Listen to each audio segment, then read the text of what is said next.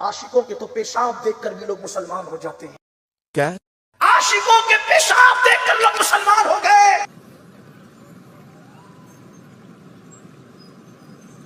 आप कहेंगे क्या आशिकों का पेशाब देखकर भी कोई मुसलमान हुआ? तौबा तौबा।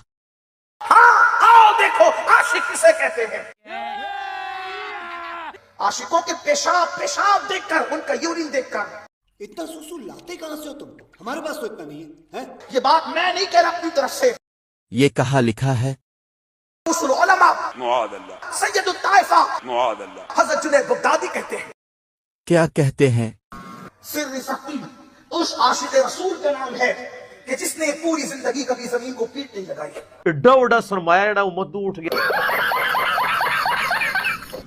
कभी नहीं सोते थे सिर्र सख्ती। ये भगवान क्या जुल्म है। रात भी जगते थे और दिन भी जगते थे सिर्फ इबादत कर।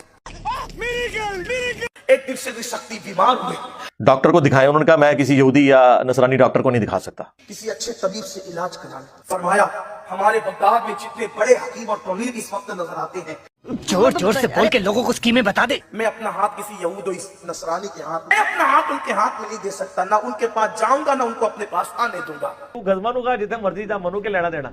हजरत जुनैद बगदादी कहते हैं मैंने अपने पीर का इलाज कराना था। मैं भी उत्थे ही सा।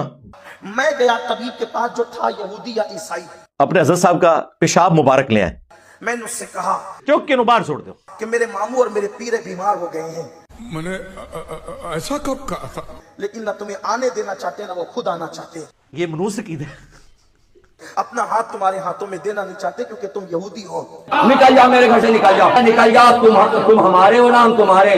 क्योंकि वो पेशाब टेस्ट से भी बता दिया करते थे। लेकिन मर्ज चेक करने के लिए उनका पेशाब लाना पड़ेगा। ओ यार छड़ दे भाई, कहानी लग रहा। तो कहा कि पेशाब ले आओ, यूरिन ले आओ ताकि मैं चेक करूं कि बीमारी क्या है। तो लानत है ऐसी समझ के ऊपर।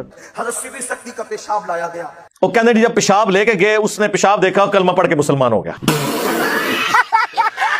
उसने पेशाब देख करके कहा दिल तो कर तेरा मुंह तोड़ दो। ये तो किसी आशिक का पेशाब है, ये तो किसी आशिक का पेशाब है।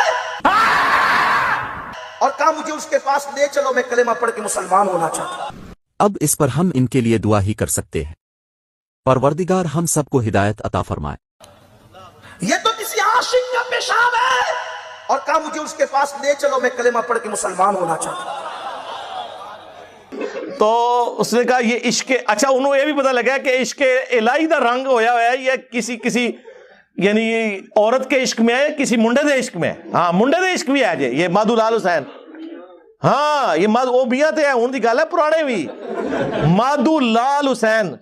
ये माधू लाल हिंदू लड़का है और हुसैन नामी वो बुजुर्ग है जो उन पे आशिक थे, और वो इनको इकट्ठा दफनाया गया। और वो मजार बकायदा ये रिटर्न में इन्होंने बकायदा किताबों के अंदर उनकी करामात लिखी हुई है।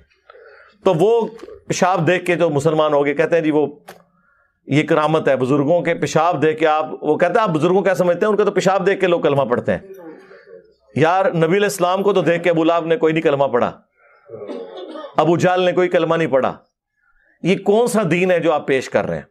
अच्छा सोशल मीडिया ने इनके लिए प्रॉब्लम खड़ी कर दी है कि पहले ये चीजें किताबों में लिखी हुई थी और पब्लिकली आम नहीं हुई थी, कोई जुर्रत भी नहीं करता था कि बयान करके इसको इस तरीके से इसकी इंजीनियरिंग करे। हमने करनी शुरू की है, तो अब आप देख लें इनके लिए कितनी बड़ी मुसीबत खड़ी होगी।